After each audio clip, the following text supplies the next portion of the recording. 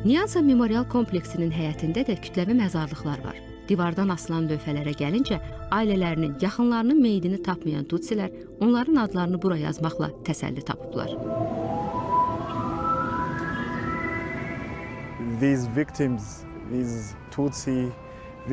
Bu insanlar sadəcə Tutsi olaraq doğulduqları, Tutsi olduqları üçün öldürülürdülər.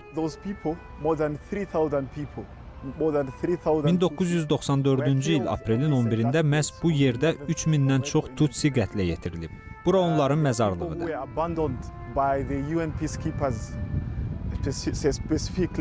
Yaxınlıqda düşərgə salan BMT sülhməramlı qüvvələrinin tərkibindəki Belçikalı əskərlər burada texniki məktəbdə gizlənən Tutsiləri qorumaqdan imtina edirlər.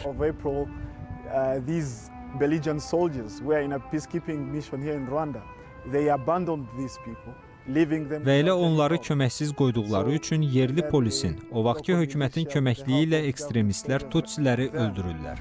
That's when they brought them to be killed to this place.